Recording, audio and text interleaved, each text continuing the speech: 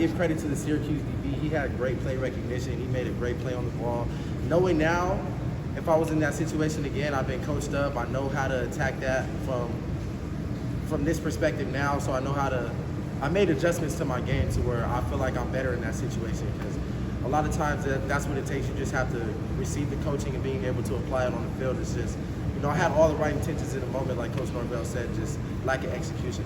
I think Syracuse's coach said that kid's never done that before. Yeah. So it wasn't something that's... It was just a great play. He made a great play on the ball. I wish I could have that opportunity over again, but credit to our defense, man. They had my back, so I appreciate them for that, and I just wanted to make a big time play. On that long run by Jordan, which he had that block, right? What was that play?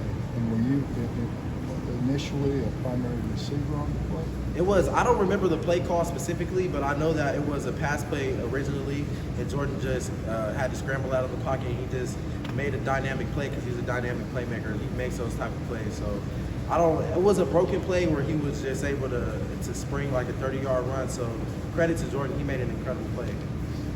You guys kind of used to Jordan doing that at this point? Is it still kind of shock you when he pulls out of the pocket? I mean, it's still kind of shocking just because to see his athletic ability on display, but he always makes those type of plays, man. It's not surprising anymore, but it's still like, wow, he is an incredible player. What was your mindset on the touchdown? You talking about the first touchdown of the game? Oh, I saw the pain. I was trying to get in there. Credit to Keyshawn and Pokey for incredible perimeter blocking. That was just selfless play by them to help spring me into the end zone. That was just a great all around sound offensive play. Like, I appreciate my teammates for blocking downfield for me as well.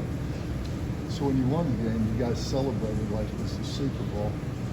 Now how do you ground yourself and get ready to play on the football? Well, you can only celebrate that win for 24 hours. So now it's on to North Carolina. So once that Sunday hits, we put it behind us. But that one felt good to come down to the wire all the way on the last play, because that's how the games in the past have gone. We came down to the last play and they just didn't go in our favor. For this one to go in our favor, it was like a big sigh of relief. Like, we were overjoyed for that one, definitely.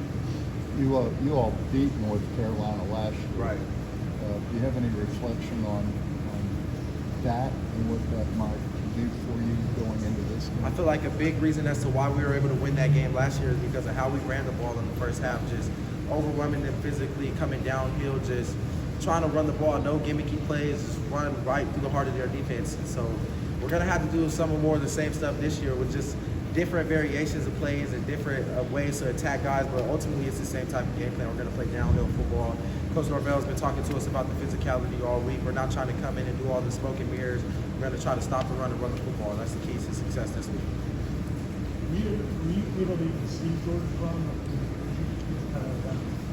The second one I saw him start to take off because I had scrambled over the top. So the second run on that series, I was able to see him and try to get a block downfield. But that first one, no, I didn't even see him. I saw him after he was already outside of the pocket, and he turned around and told me to block, so I just started blocking. He made a great play. You mentioned the games that have been close at the end that you guys haven't been able to win. Right. Does winning one make you kind of put all that behind you yet? Oh, absolutely. Once the game is over, you kind of have to put the game behind you because you got to go. But I mean, like in terms of like a confidence. So like when games now get to the end and it's a close game, do you guys now have the confidence that you can win because you did this game? You still think about past experiences still kind of coming together. Yeah, it gives us the confidence that when it comes down to the wire, that we do have the ability to make that game-winning play because in the past they've gone against us. So yeah, I definitely understand your question. I do feel like it gives the team confidence. Like when we get our backs against the wall, that's when we can thrive more. That's when we're at our best. So that's actually a great question. That definitely gives the team confidence. Really wants to protect them. Do you guys know that you have a bye week next week? Yeah. Is that in your head? Do you guys push harder in practice when you know you have a bye week? I mean, you got to attack every day of practice the same way because you can't think about the bye week this week because then North Carolina will be on you before you even know it. So you have to focus on today and this week. But yeah, we know there's a bye week coming up next week. Anything else? Thank you, guys. Thanks, Cam.